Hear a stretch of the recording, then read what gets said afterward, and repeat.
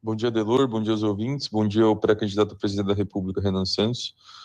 Renan, eu vou te fazer uma pergunta que imagino que você já deve ter respondido outras vezes, para também dar oportunidade para que você responda aqui para o público criciumense, né, do sul do estado de Santa Catarina. O senhor, então, está em Santa Catarina para um roteiro, né, e eu imagino que o senhor bem saiba que é um dos estados onde Bolsonaro obteve resultados eleitorais mais expressivos nas últimas eleições e onde o conservadorismo ele tem raízes bastante sólidas, né? Dito isso, o senhor também representa uma direita que se pretende também diferente da direita bolsonarista. Eu gostaria que o senhor fosse bastante específico em apontar algumas diferenças concretas em relação à direita bolsonarista, né? Talvez, se for possível, mencionar algumas questões ideológicas ou de método, né, programáticas, entre aquele projeto que o senhor defende e o que a gente já sabe, né, que é o projeto bolsonarista. E como o senhor pretende convencer um eleitorado que, por exemplo, esse de Santa Catarina, em grande parte, ainda se identifica com Bolsonaro, de que essa diferença entre vocês é bastante relevante? Beleza? Obrigado, um abraço. O Arthur procura aprofundar um pouco mais a conversa.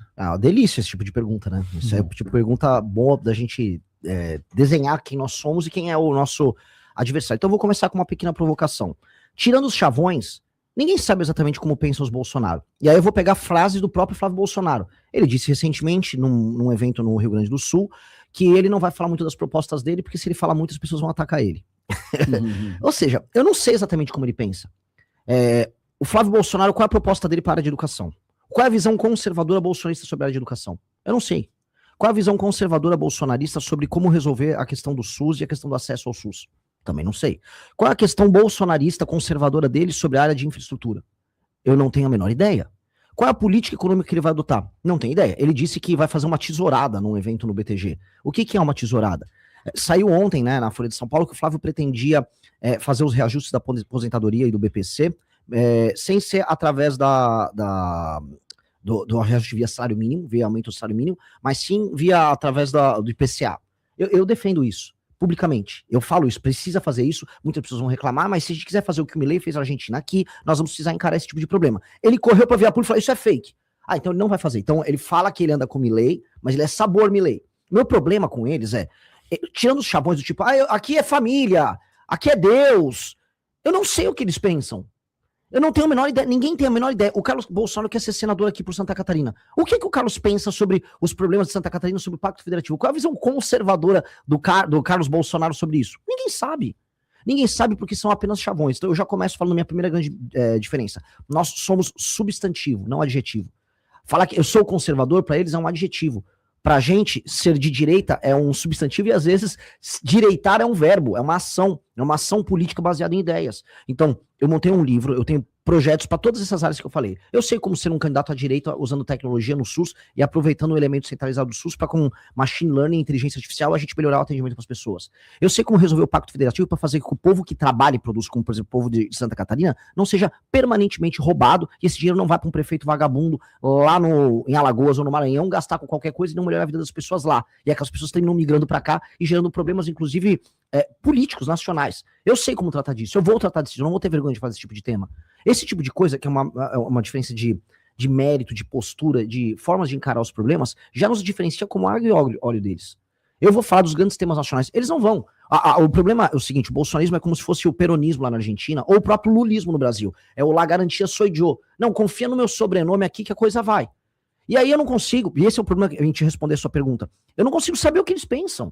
Tirando os chavões, eles gostam da família, eles não gostam de bandido, tá, vamos virar a primeira página, o que tem? Qual é a abordagem deles que será diferente da minha na parte de segurança pública? Eu tenho um projeto, eu tenho livros publicados, que é o Livro Amarelo, que é o programa do meu partido, explicando ponto a ponto como eu vou enfrentar o crime organizado. Eles não têm, eles são em guerra cultural, né, eles dizem que são descendentes diretos do pensamento do Olavo de Carvalho, ok.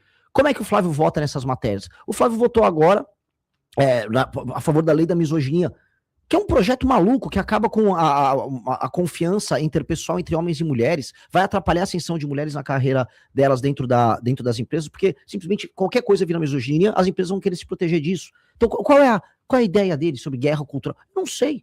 O problema é que a gente nunca sabe. É só, confia em mim que meu sobrenome é Bolsonaro. E sabe quem fez isso na última eleição, para eu responder a pergunta? O Lula. Ele não apresentou um plano de governo, ele não apresentou quem seria o ministro da Fazenda dele, só falou, confia em mim que eu vou te dar uma picanha. E aí, deu no que deu. Bom dia.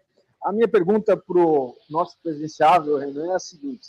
Nós temos aí uma polarização desde 94 no Brasil, que antes tinha como protagonista o PSDB e o PT, e a partir de 2018 esse polo do PSDB foi assumido pelo PL, né, e ficou PL contra PT, disputando a eleição, essa polarização de 18 para cá, com Lula e Bolsonaro. A minha pergunta é a seguinte, nós já tivemos aí Ciro Gomes, Garotinho, Luiz Helena, Geraldo Alckmin, todos eles tentaram romper a polarização e não conseguiram fazer isso, né?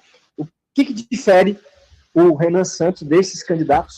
Qual a estratégia que ele tem para romper essa polarização? Uma delas você já falou, que é o seu contato com a juventude. Nós comentamos no programa esses dias, né, eu e a Adelo Lessa, que na juventude, o recorte da pesquisa Atlas, bastante favorável na questão da juventude, mas que outras estratégias, por exemplo, você tem para falar com outros públicos e que você vai tentar demonstrar na campanha para conquistar a confiança do eleitor? Obrigado, Laércio. De maneira clara, a mensagem que a gente passa para os mais jovens é exatamente a mensagem que as pessoas mais velhas vão querer ouvir. Se um ouvinte da rádio estiver agora assistindo, ele não vai discordar, imagino eu aqui em Criciúma, da maior parte das coisas que eu estou falando. Ele, na verdade, não me conhece, e, na verdade, se ele tiver lá mais de seus 50 e poucos anos, ele tá, vamos dizer, ainda inebriado pela lógica do bolsonarismo como resposta dialética ao petismo. O bolsonarismo como enfrentamento natural ao petismo. Mas se você olhar na letra da lei, ou se você olhar no papel, as propostas do Flávio são muito menos condizentes com o que ele pensa do que as minhas. Então, se ele olhar e olhar minha trajetória, eu liderei o impeachment da Dilma Rousseff nas ruas e no parlamento, eu fui capaz de fundar um partido, a família Bolsonaro não foi capaz de fundar um partido, eu jamais votaria nessas leis feministas que passaram no Congresso, assim como o nosso deputado Kim Kataguiri nunca votou, eu jamais ficaria fazendo campanha falando que eu vou ficar aumentando Bolsa Família, ou seja, contrariando a lógica e o sistema de valores do próprio eleitor dele, jamais faria isso. Então, se esse eleitor conhece e passa a ser um pouco generoso, ele não tem motivo de discordar. E aí existem dois elementos, e a pergunta é muito boa, porque ela trata de dois momentos geracionais. O Fernando Henrique e o PSDB, eles representaram um processo de modernização de um país que tinha medo de falar que era de direita. E aí as classes médias antipetistas, elas falam, não, esse projeto está modernizando o Brasil, tem plano real, tem privatização, a economia está andando, eu estou começando a consumir produtos do exterior, o Brasil é uma economia muito fechada ali, até os anos 90. E isso, vamos dizer, marcou uma geração, né, uma geração de petistas, até que deu vamos dizer, a fadiga de material e eles passaram a perder. O bolsonarismo representou outro momento, foi quando as pessoas antipetistas começaram a falar, este cara, ele representa meu sistema de valores, o Bolsonaro é literalmente eu. O Bolsonaro, ele fala que nem eu falo, ele tem a mesma religião que eu, por mais que o Bolsonaro não tenha religião nenhuma, o Bolsonaro defende a família, por mais que ele esteja na terceira família, o Bolsonaro, ele gosta de matar bandido, por mais que o governo dele não tenha passado nenhuma legislação que realmente prenda bandido, ou seja, a pessoa se identificaram ali com o Bolsonaro, e falaram, esse é o homem, eu vou com ele ali, e já está apresentando a fadiga de material também. Essa fadiga de material já está acontecendo. Nós representamos um outro momento, que é um momento otimista. Esse é o ponto que eu quero falar. Eu quero falar para todo mundo que, assim, as gerações mais novas estão olhando e falando, o futuro pode ser glorioso.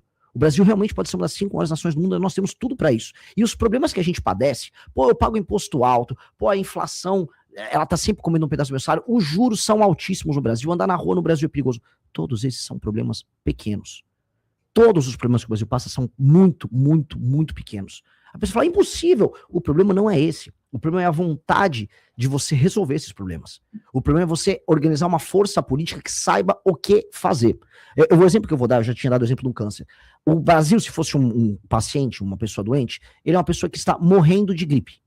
Sabe, existe cura pra gripe, existe remédio pra gripe, todo mundo sabe como resolver, só que a pessoa não quer cuidar, porque se ela tem um parente que falou que ele tem que tomar suco de cenoura e um chá e não tá tomando remédio pra gripe. Este é o cenário do Brasil. Resolver o problema de juros do Brasil é fazer uma boa reforma fiscal. Resolver a questão de segurança pública, passando a legislação certa e tendo vontade, se resolve em 1, 2 anos.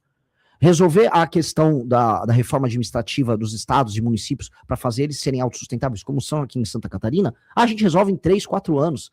É questão de resolver uma equação política. Isso é difícil. Que é resolver os jogos de poder que existem entre os estados, os municípios, o tal do Centrão. Hoje também tem o STF como um player.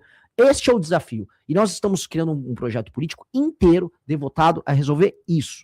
E isso é otimista, isso aponta para um futuro que vai ser glorioso. Eu vou falar, a maior parte dos problemas brasileiros de Estado, que são muito ruins, a saúde e a educação no Brasil, com o uso da tecnologia, com a inteligência artificial que está chegando aí, galera, é uma revolução, vai mudar tudo. O SUS, que antes era uma desvantagem brasileira, vai ser uma vantagem enorme, porque ele é centralizado, a gente vai poder cruzar dado, aí a gente vai poder saber se uma pessoa vai desenvolver diabetes, já vai ter um remédio próximo. O presidente de El Salvador, o Bukele, apresentou esse mesmo projeto e já está fazendo uma espécie de SUS dele no celular da pessoa, e que não tem atraso, a pessoa consegue fazer a consulta com o médico, em vez de pegar fila, ela já faz por teleatendimento com qualquer médico espalhado pelo país, o remédio já aparece num totem perto da casa dele, aí você consegue prevenir, controlar estoque, gasta menos dinheiro, tem menos corrupção, é muito melhor. O futuro será incrível. E para você fazer uma revolução que envolva inteligência artificial, alta tecnologia, você precisa de gente boa com cabeça nova. E é isso que a nossa geração está aprendendo a ser, a geração que vai usar a tecnologia para fazer com que o Brasil diminua o gap, a distância que a gente tem para os países maiores. E a gente vai conseguir. Então, por que eu sou otimista sobre o futuro e por que esse é um projeto diferente dos outros? Porque a resposta que já está tendo entre os mais jovens mostra que isso está convencendo os corações e mentes das pessoas que já estão entendendo que o caminho é outro. E aí é um processo de convencimento, é um processo natural. Já aconteceu com o Milei na Argentina, já aconteceu com o Trump nos Estados Unidos. O próprio Bolsonaro teve um pouco disso. Isso está acontecendo com a gente.